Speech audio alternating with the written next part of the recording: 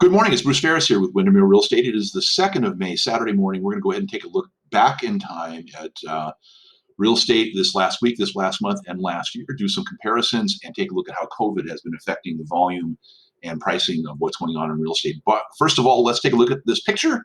This is Mount Rainier, and we're looking at it from the southeast corner of Moria Island, which is the southeast corner of Vashon Island, which is southwest of downtown Seattle and northwest of downtown Tacoma. Let's quickly do this. Let me bring over this page here. That is what I would be looking at in a pre-COVID, pre-shutdown. And here's what we're looking at right now. And pretty soon I'll be breaking out my old friend here, the Flowbee. Not many people know about the Flowbee, but the Flowbee was popular in the 80s, I guess it would have been, late 80s and early 90s, mostly late 80s. And this was one of those TV items. I did buy one, and I've used it steadily since then. So I've decided to find it and break it out, and I'll go ahead and do a video of what it's like to use it. These guys are so back ordered. They actually went off the radar for quite some while, but they came back on, and I think they are probably making hand over fist. And by the way, the 30-day money-back guarantee, that is no longer in effect because of how much they are having to sell. All right, let's jump into some numbers here. Let's get this guy out of the way. Let's go ahead and jump in. Before all of this, I wasn't paying attention in terms of these reports to the averages, the Dow Jones, but I think we have to be taking that into consideration very clearly. So we had a little bit of good news taking place here, and then this last 5 days, things didn't pan out so well. Our interest rates are down at the 3.19 as of the closeout of yesterday. They're just bouncing around down the low threes, as I've said to a couple times before. We have had some people that have actually gotten rates as low as 3. Here's why we're here. Let's look at the numbers. I want to talk about what this is really quickly. Normally, I just try to burn through this in a few minutes, but this will probably be a little bit longer. But if you're interested in what's going on truly with pricing and volumes, this should be quite surprising. It certainly has been to a lot of us professionals. I look at newly actives, I look at pending inspections, I look at the pendings and 60 off markets. So these two columns, pending inspection and 60 off markets, that comprises the total pending pool. And the newly actives, those coming on market, I look at 1 day, 7 day, and the total pool. 1 day, 7 day, total pool, et cetera, across the board here. And then I look at ratios, and the ratios are what is the ratio between the pendings and the newly actives, and that tells us on a daily basis what kind of current that is flowing down the river or up the river at any given moment. So let's go back in time really quickly here. This date highlighted 3/26. That is the moment of shelter in place. That is the stay-at-home order here in the state of Washington. And for actives, then we assumed that we would be seeing a fairly significant reduction in volume. So let's go just take a look at the 7-day column here. It's in the high 180s, 190s. Here is the high for the year. By the way, yellow is the highest number for the year. This bright number here is the highest number just right at pre-COVID, before the shelter in place. And then this fuchsia up here, that is the highest number since then. And then finally we've got a blue here, that is the lowest number. So with that being said, you obviously don't have to remember all that. So what were our averages then on a weekly basis of newly active, say back into February and March? And you can see here 160s, 170s. Here is one of the moments of the high. We had a surge, and then comes back down to 150s and back up. And there was the highest number for the year at 214 listings in 1 week in that area. And this area that I'm looking at here is from 145th in the north end to south of Othello Street on the south end, and then water to water, east to west, sound to lake. Okay. So here is our high number. We were at 214 for new listings, and then it kind of calmed down a little bit. And then here was our highest number right before we went into stay-at-home order. And then our lowest number was at 67 in a weekly time. And this made sense. We were watching this number drop, and then it started coming back up again. And that was a true surprise in terms of the sheer volume of those. White means white hot, red means hot. And let's just follow that. This means I took the day off. And here we are today, and our 7-day total currently just hit the highest number post shelter in place, post stay at home, right? And we're 214 there for the highest for the year, and 180. We're not that far behind it. Interestingly, our total pool of active listings available right now is 585, and that is the highest number for the year. Our lowest number was 428, right? And our highest number prior to post-COVID was right there at 478. 478 drops down to, where did our blue number go? Forgive me, 428. And then we're back at 585. Now let's look at the pending inspections, pendings, and 6-day off markets. Now, if you know real estate, you know that pending inspection means that those are transactions that have been written, they're in mutual acceptance, but they still have a contingency for inspection contingency, so they call them pending inspection. And that means they have a 5 to 7 day period to do any kind of renegotiation or approval, etc. 6-day off markets pretty typically mean that they are just simply being taken off market as they come on, and buyers are doing their inspections oftentimes in advance of even writing an offer. This is very common in a competing multiple offer market, right?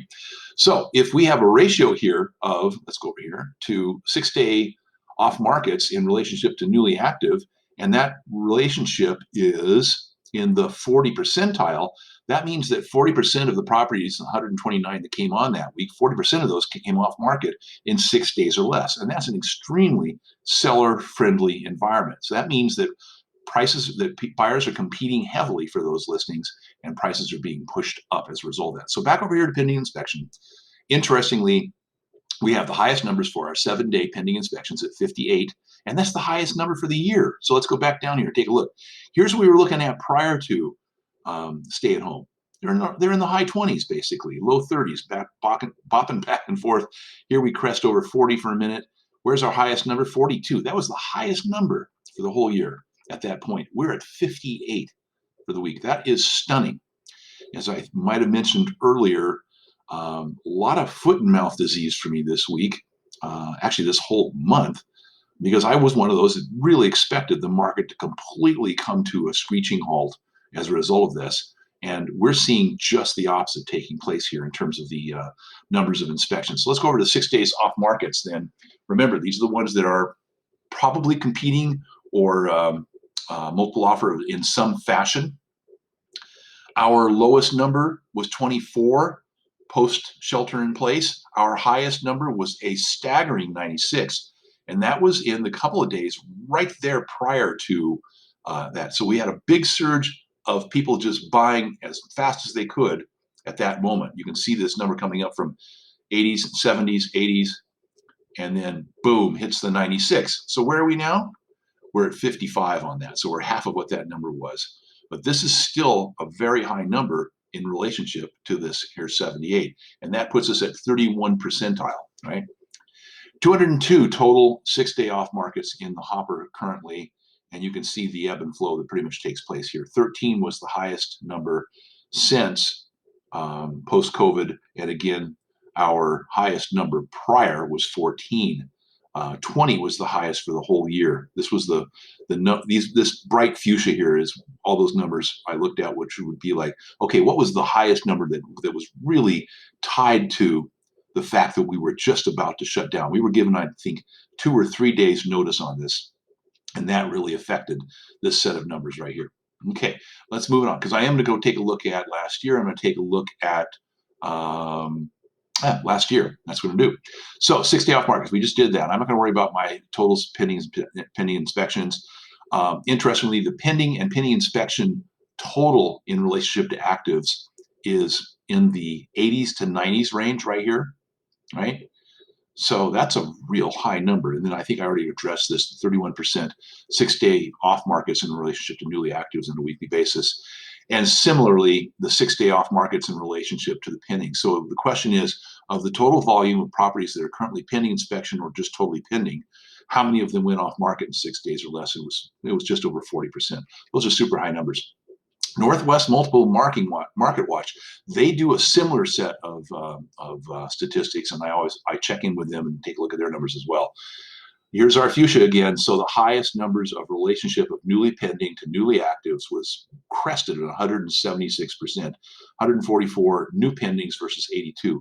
But look what's happening. Just like we see this number coming up right here in terms of our surge 1 days, all of a sudden this 176 drops back down to 110%. And I'm going to assume that we're going to see these numbers increase. What's unusual And what will be interesting is, let me go find a couple of Saturday and Sundays.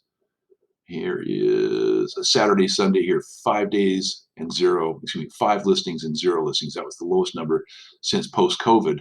And we are at 42 and 48 for Thursday and Friday. And today is Saturday. So on Monday, looking back at Saturday and Sunday, I'm really curious whether we're going to have a typical low tide, so to speak, because I'm on Vashon, or what are we going to see? And forgive me, you can tell this is not scripted.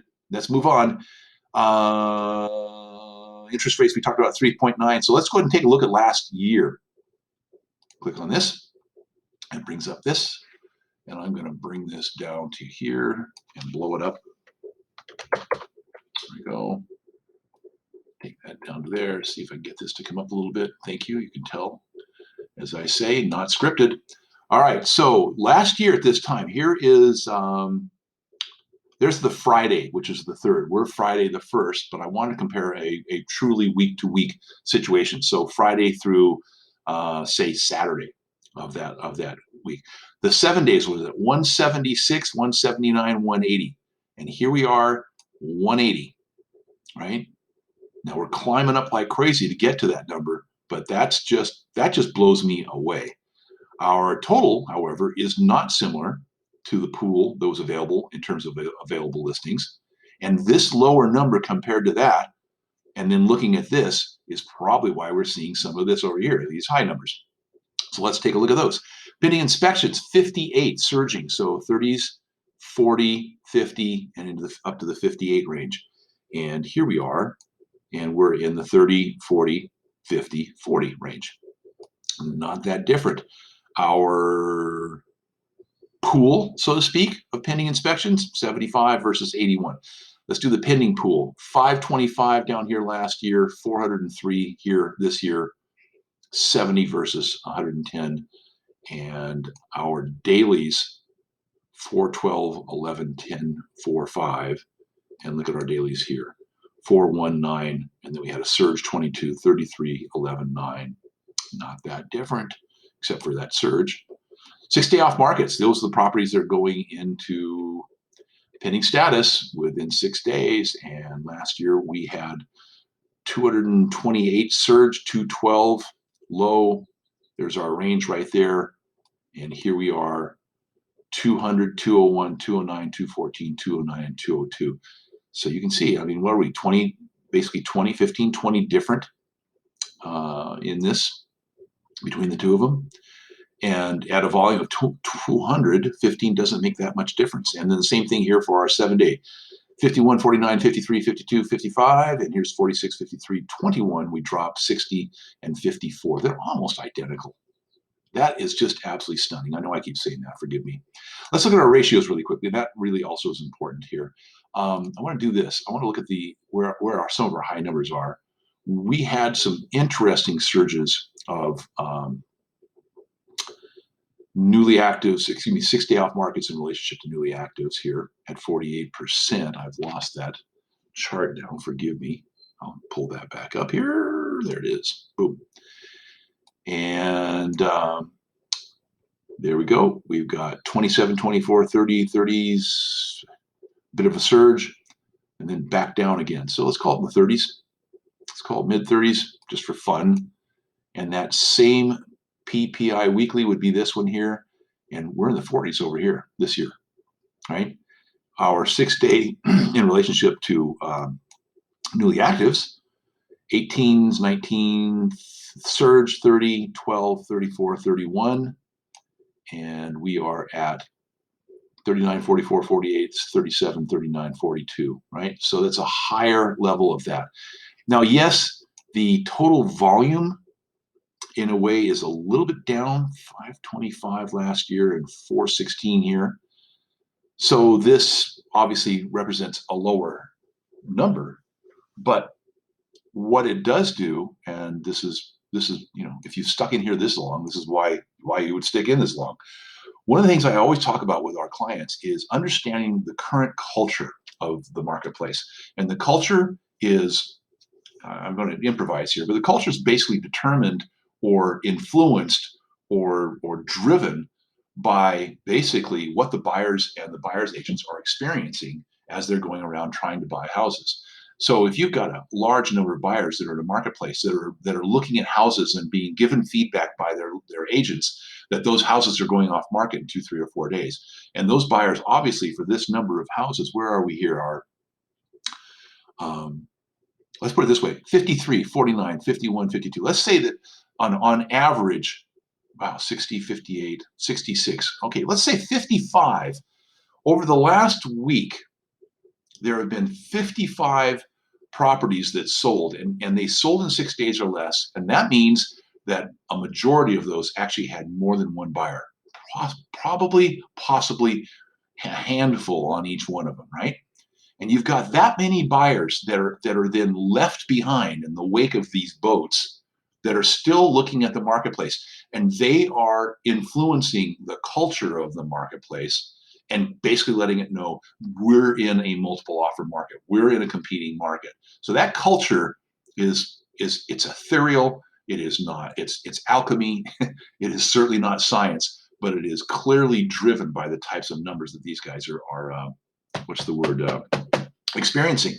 So that's the case there. We just took a look at the last year. Let's do one more last year look here. And I have another set of numbers that I'm working on a monthly basis and a weekly basis. So what do I want to take a look at here? I want to look at the averages. So in that 30-day time period between April 1st and May 1st, for that similar area, this is a little bit different group of numbers now. For these, I'm just looking at residentials, right? And that includes everything. In this, I'm only looking at properties that are built prior to 1980, and I'm only looking at 3-bedroom properties that are 1.75 to 2-bath homes. I wanted really like kind to like kind comparisons. So in terms of the volumes, here's what we see here. So for those 30 days, we ended up with roughly 50, 54, somewhere in there. I don't know what that number is because some of these are in and out. But just say you've got 50 to 55 listings, and this is for this year, April to May. Average original list price is $875,000. Average adjusted list price is 871, meaning a number of properties came down in marketplace. And average square footage of those properties is 1,908 square feet. I can't even talk now. Price per square foot is at call it 467. Last list price is $850,000. This actually, that does not apply. Forget that.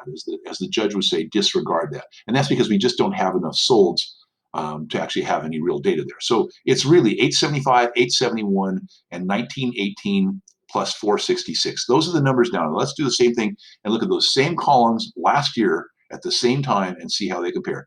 Original list price, 875. Old list price, 732. Old list price, once it was adjusted, in other words, if people came down in price, call it 720 for fun, 871. Holy smokes. Okay. Square footage, 1918 this year, and we are at 1721 average, 1722. And so the square footage price per square foot isn't that different, but it's somewhat different. 466, 467 for price per square foot for this year, 437 for price per square foot last year. And then I can look at a couple other numbers here, and then we're going to call it quits. And I appreciate you sticking in this long, and I hope it was interesting and informing. Last listing price for those properties last year, 732 drops to 720, and then it finally ends up at, call it 710. But interestingly, the average selling price for all those properties was $733,000, and that gives us almost 103% list price sale price ratio. Okay, and that's to the original list price. The next number here is the selling price. Excuse me. This is to the last listing price, 103%, but the ratio of sale price to original list price is 101%. Okay. One thing over here, and this is just, I'm really going off on a tangent now. I've actually started tracking because people are always wanting to know what's the relationship between taxes, tax value, and real value. So I am now starting to track that. I think it's too early to talk about that, but basically 0.75% is the average, what the taxes are in relationship to the sale price on that. And let's see if I've got that for the, no, I don't. Okay, so that is it, guys. I have no idea how many minutes that is. I get lost in the fog here, and I appreciate you sticking in if you did. And I sincerely hope that this is of value. I know that it can be a bit pedantic, and I know that it can be a bit mind-numbing. But the takeaway here is the market has been hotter than any of us could have foreseen. There are some very serious restrictions on what agents can and cannot do. I was in Seattle showing yesterday a couple of houses, and no more than 2 people are allowed on site at any given moment. So I had 2 buyers and their child with them, and I would go in with the first one, and we would sort of clear the house, walk through it, talk about it, using our social distancing, fully masked, fully gloved on my side.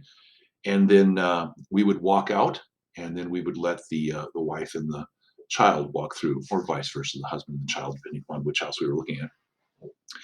And that's kind of how it goes. And they're now using a system with the MLS that is called Showing Time, and you basically create an appointment online for a chunk of time, 15-minute time frames.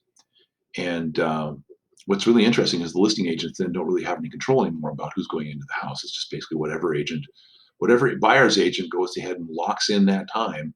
The listing agent just basically presses a button and gives them agreement. So let me show you one of these. I'm going to pull that up quickly. Let's see if I can find a way to slow this down here. All right, so here's an example here. This is the dashboard for the Northwest Multiple Listing Service. This is what all agents see basically in front of them when they pull up a full listing. And there's more information than on the public. We're given instructions as to how to actually go and show a property. So when an agent wants to show a property, they click on this icon here, and this brings up the showing time. And I'm just going to go ahead and actually schedule a showing here, and you can see here that Saturday is already booked here all the way up until 11:15. There is availability 11:30, 45 up here, and then somebody's showing here and somebody's showing there.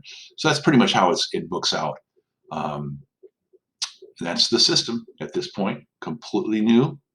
It makes sense in a way, but it also takes away some of the personal ability to communicate with listing agent and buyer's agents in terms of showing. So very interesting. So that's the new normal, the new paradigm. And this property just hit 2 days ago. We showed it yesterday, and while it's not a fit for our people, I would fully expect that this property is going to go ahead and go off market fairly quickly. And they are looking at doing an offer review date on the 5th. And so this agent is anticipating getting multiple offers on the property, and she is scheduling everything as such. And that means also here, we're going to take a look at this. In there, she's got the seller disclosure form already available. She's got the utilities addendum. She's got the lead-based paint form, and she's got the legal description already set aside for agents in case they want to write an offer. So that's kind of how the inside works on the Northwest Multiple Listing Service side of things. And then when we do our listings, we do similar. We do quite a few more actually, but that's what we do. All right, that sound like a commercial? Yeah, I guess it was. Don't forget to get a hold of us if you want to and talk about real estate. We are still listing. We are still helping buyers buy, and I'm in town showing properties. And that is the story. So I can't think of anything else to say, so I'll quit stumbling here.